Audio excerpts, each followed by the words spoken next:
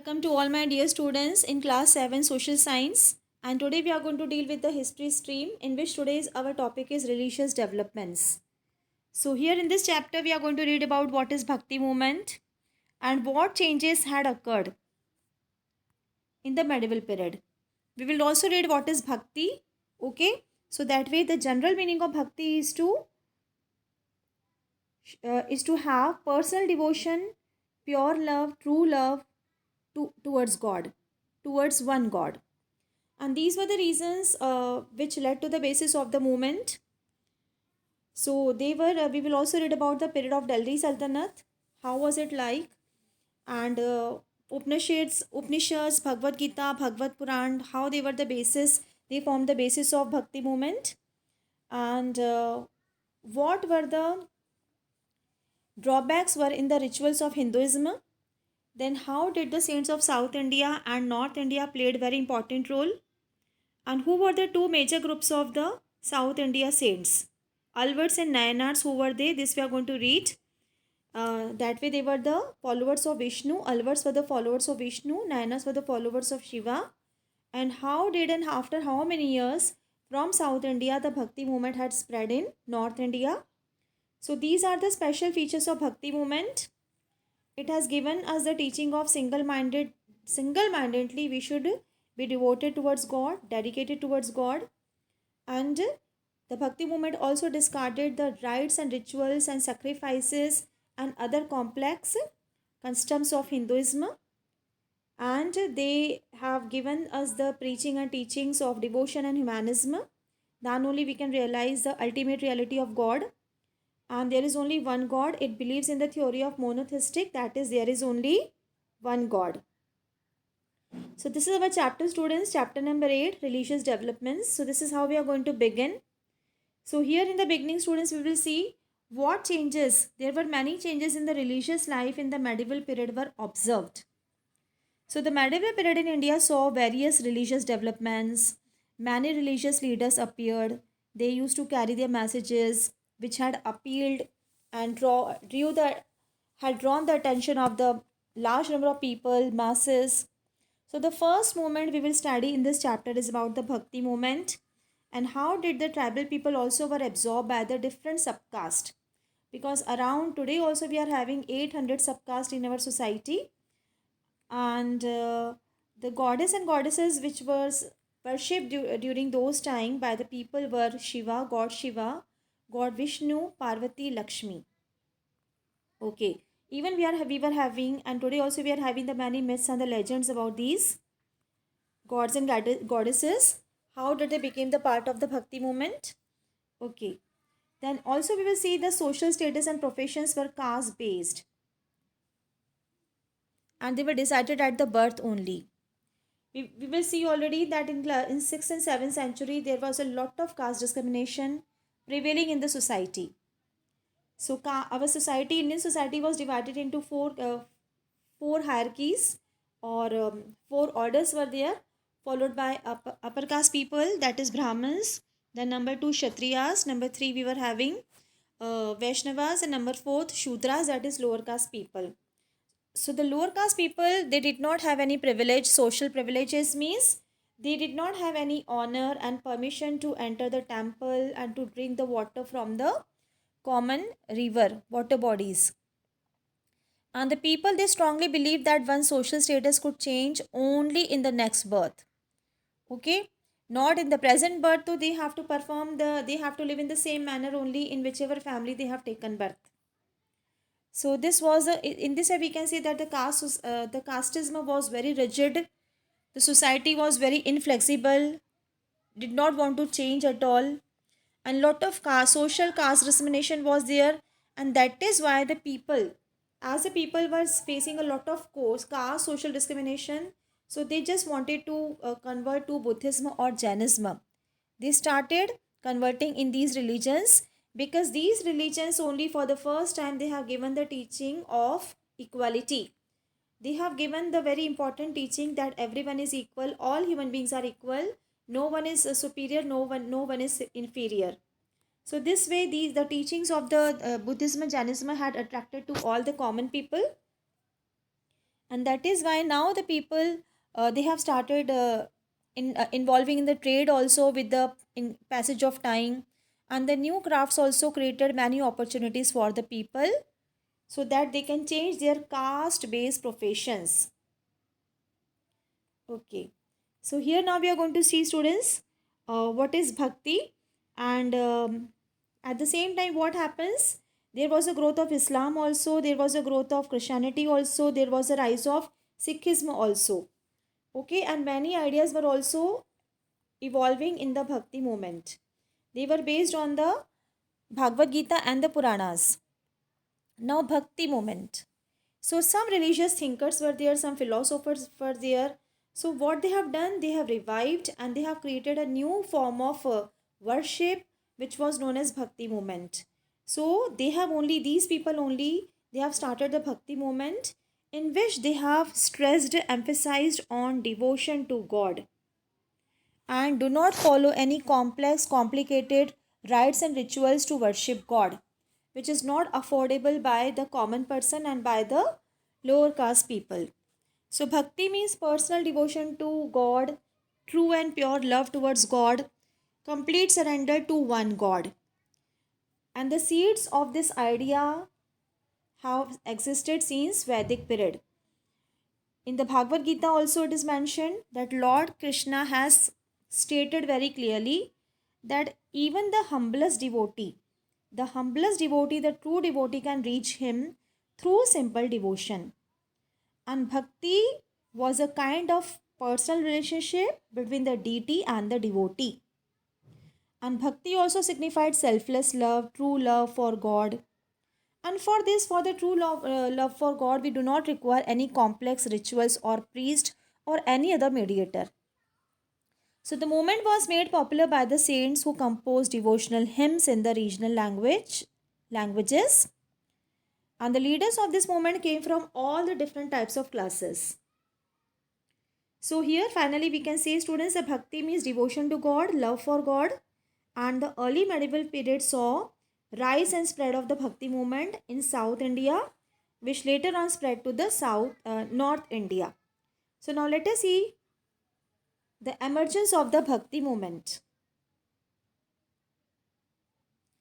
So the bhakti movement began in South India around the 7th century in the Vishnu and Shiva temples of Tirupati and Kanchi.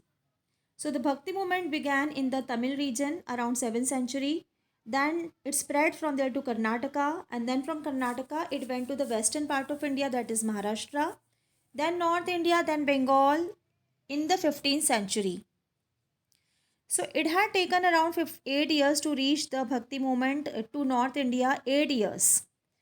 Now we have to go back to the 7th century, that what has happened, what was the situation like in North India. So this we will cover up in the topic of the saints of North India. So during the period between the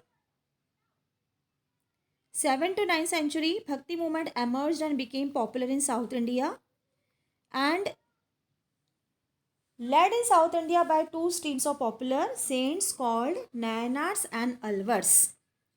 So they were the two streams of the popular saints, and they have attracted the people from different sections of society, different group of society, due to their emphasis, their stress on simple means and practices to attain salvation. Now what is salvation? Salvation means mukti. To get mukti, to get freedom from birth, from the cycle of birth and death. Okay, that is to get the mukti from the sufferings and pains of this world. And so these saints have explained the people how they can attain God, how they can attain knowledge, and how they can get mukti. So the Nayanars and the Nayanars, they worship Lord Shiva, and they were called Shivites. Okay, here we can see. And the Alvars worship Vishnu, and they were called Vaishnavites. By the 15th century, both worshippers of Shiva and Vishnu were very popular in North India as well. Now all these saints of South India, they went from place to place composing beautiful poems to praise in praise of their deities. So they belong to different castes, including the untouchables. They preach complete and selfless devotion to Shiva or Vishnu. Now, total there were 63 Nayanas and 12 Alvars.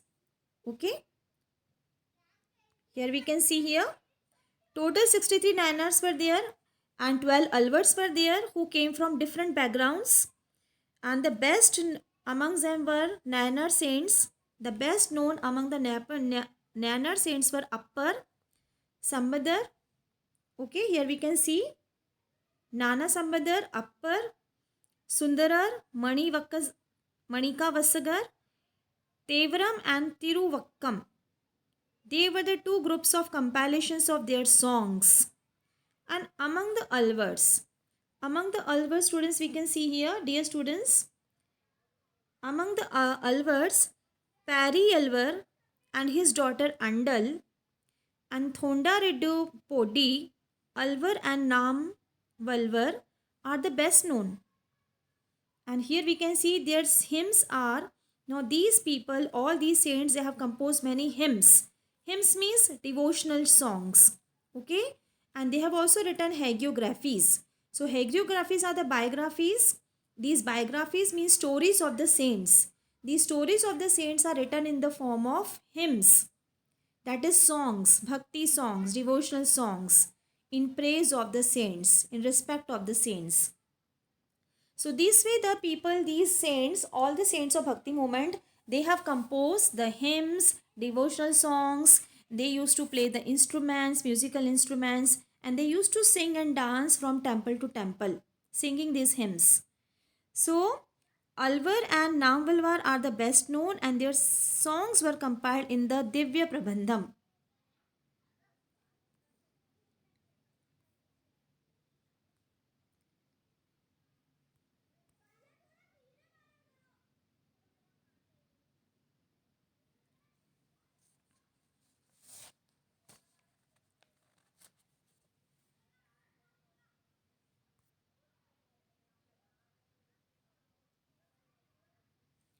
Between 10th century to 12th century, the Cholas, the Pandyas, they have built the temples around many of the shrines visited by the saint poets.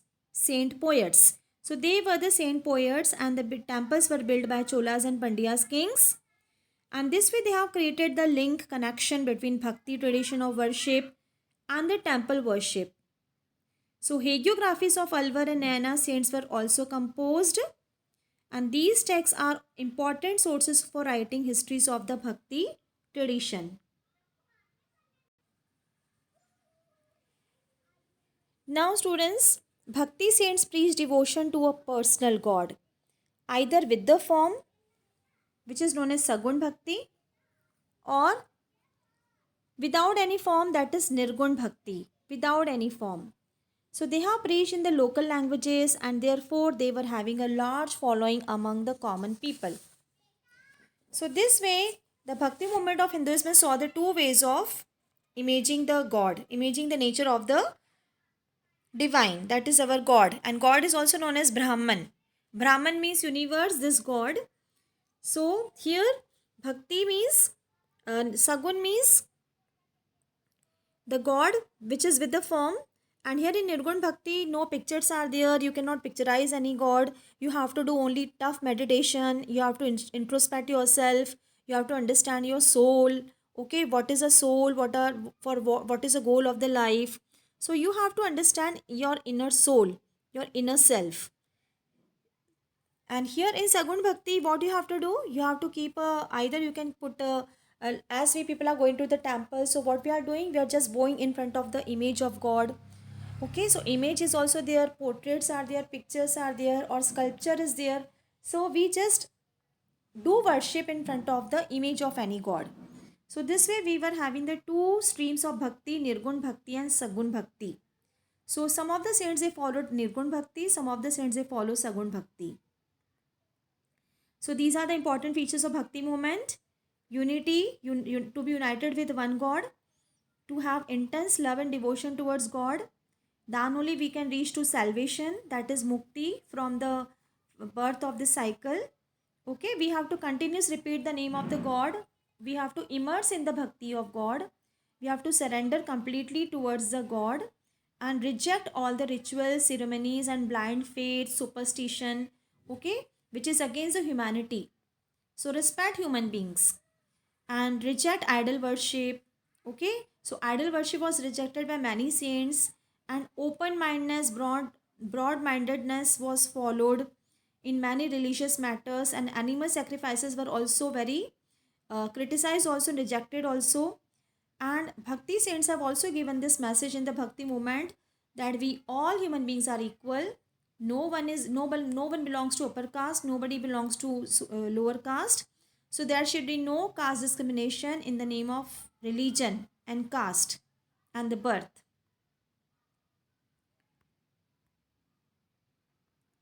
So these are the saints of the bhakti movement, students, as we can see here. Okay, Saint Ramanand, then Saint Kabir, Guru Nanak. Okay, so one by one we are going to cover the story of these saints. Okay, so we will see first of all Shankaracharya. So Shankaracharya was born in a village called Kaladi in Kerala in the 7th century, and he was an advocate, means he was a strong supporter of the philosophy known as Advait philosophy. Advait, it means he has given this message and teachings to us, that we should understand what is Brahman. Brahman means universe. Okay, and we should also understand that what is universal soul, what is Brahman, what is this universe, and we should try to attain the knowledge of this Brahman. Brahman means this universe. So he has given the preaching of oneness of the individual soul with the supreme God. So for this oneness, for this unity, we need to understand supreme God. We should have the knowledge of the supreme God, that is Brahman, and this universe is only the supreme God. Okay, and he believed that God and his created beings are one and the same. So the way to get salvation, that is mukti, was to realize, to understand through this knowledge. Okay, that God and the God and the created world were one. So what he did, he had visited all over India, in different parts of India he had visited, and he has set up 4 mathas or centers of learning and worship at Jyotirmath in Uttarakhand, Puri in Odisha, Dwarka in Gujarat, and Srinagari in Karnataka. These centers are located in the 4 corners of India. So, what philosophy has given? Advaita. That is, there is only one God, and if we want to reach salvation, we should understand the God, this Brahman, this universe, and God is unique. Then we had another group which is known as Nath Panthis. So, before we move ahead, we should understand who were Nath Panthis. So, Nath Panthis, now, student, this is a map given in a book.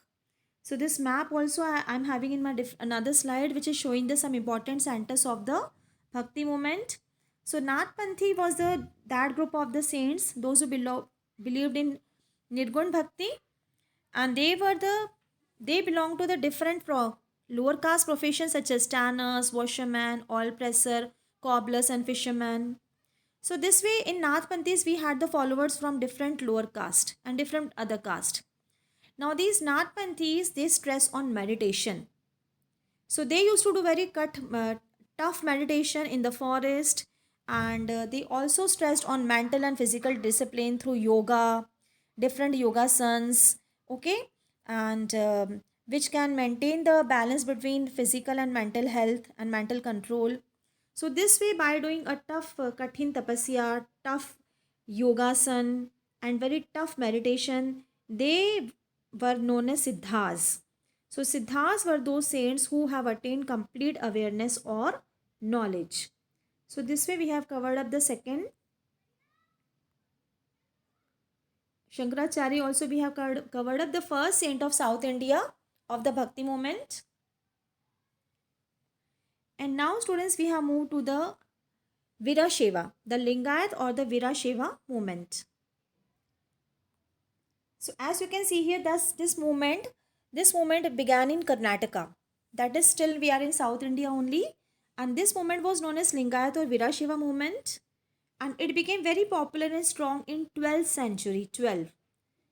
Okay, and the leader was, this Virashaiva movement was Basavana, Basava or Basavana. Now, in this movement, they have rejected strictly the caste system and the useless rites and rituals. And here also the people from all the religion, they have supported Virashaiva movement. And for the first time in the 12th century, for the first time, this was the first movement in which somebody has spoken against the uh, wrong things happen, or we can say the discrimination happening with the women. So Virashaivas also did not discriminate against the women.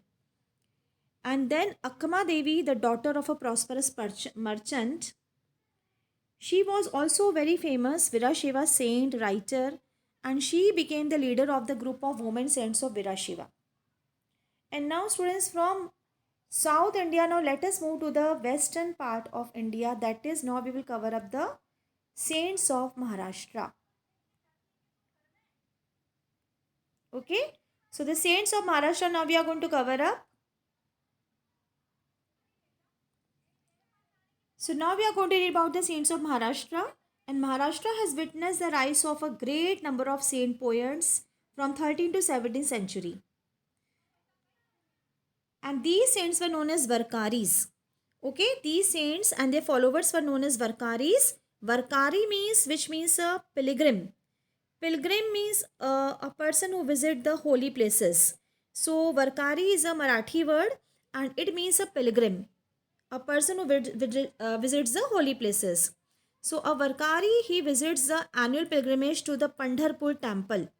Now Pandharpur temple is a very famous temple of Lord Vitthal. Lord Vitthal is an incarnation of Lord Vishnu. Okay. So here, that is why these saints were known as Varkaris. And even today, Varkaris, they march from their houses to the temple in groups. And their groups are known as Dindi. So this way, Maharashtra has witnessed a large number of saint poets. They all were poets. These all saints were poets. And some important saints were Gyaneshwar, Sant Gyaneshwar, Namdev, Eknath. Okay. And Sakubai, Chokha Mela. So they were some of the important Bhakti saints of Maharashtra. And here the regional tradition of Bhakti focused on Vitthal. So Vitthal is a form of Vishnu, Lord Vishnu. Now these saints rejected all forms of ritualism, all orthodox, outdated, useless customs, rituals, traditions, which has nothing to do with the welfare of the lower caste people and other human beings.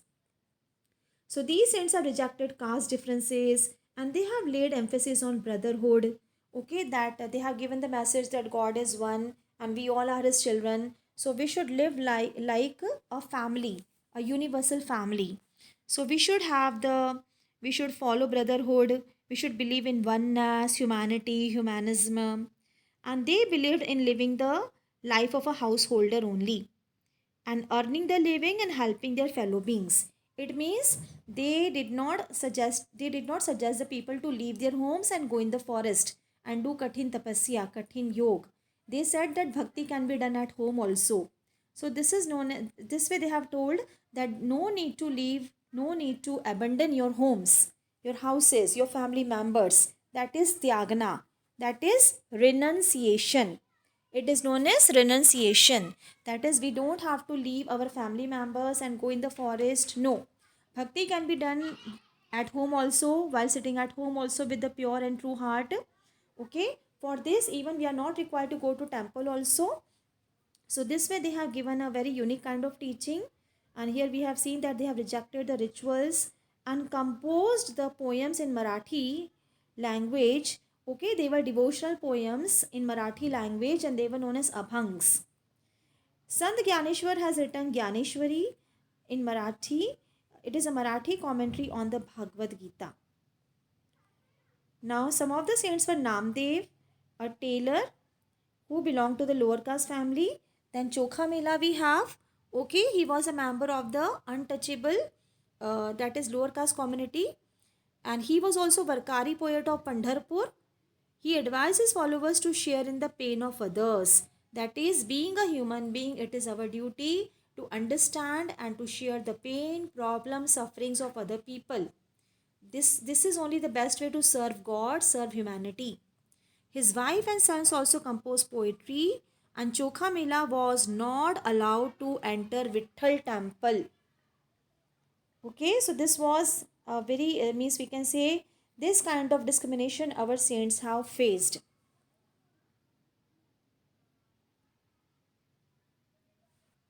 So this way, the Bhakti saints of Maharashtra has rejected all ceremonies, all rituals, all social differences, and they also did not favor the idea of renunciation. That is, they have suggested the people to live with your families, earn your livelihood like other people, and to and they said that true bhakti lies in sympathy, kindness towards others, and understanding and sharing their pain. And the bhakti saints belong to different backgrounds. Okay. Now, students, our next topic is Bhakti movement in North India. Okay, so Bhakti movement in South India was began in 7th century, but it take around 8 years to reach Bhakti movement in South North India. Why? Because already we have read that during that time, Magad kingdom, that is in today's Bihar, Patna, uh, many rulers were ruling. Then afterwards, many Rajput rulers also they came into existence. So now they have given land to the Brahmin people, and they have built the temples. Rajput kings have given land, free land grants to the Brahmin people, and they have built the temples also. And Brahmin were made officers also in the government of Rajput kings. So this way, Brahmins became very strong, and they use their growing power, growing authority, and this way they declared themselves that they are superior than all other caste. Okay, and this way the Brahman they only applied and followed the caste system in the society. This way, it took a lot of time to reach this Bhakti movement in North India. Bhaktism it gained speed in the north with the coming of Islam. And the Turks brought Islam, Turk people, okay, they brought Islam with them, which they have threatened Hinduism. Now, traditional Hindus believed that all human beings were not born equal, and not only people belonging to high caste and noble families could enjoy authority and power.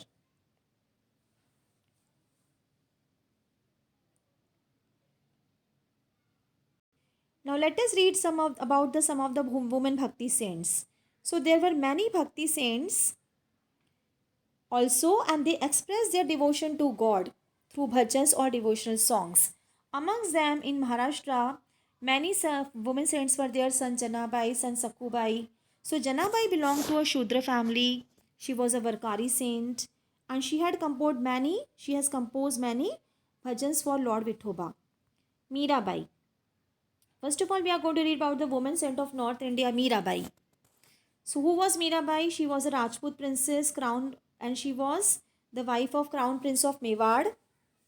She was married into the royal family of Mewar, and she became the disciple of Ravidas. Who was Ravidas? Ravidas was a prominent spiritual leader, and he has also rejected the ritual practices, caste discrimination, and he has also challenged the caste discrimination. So, Mirabai was a disciple of Ravidas, and he was a saint from an untouchable caste.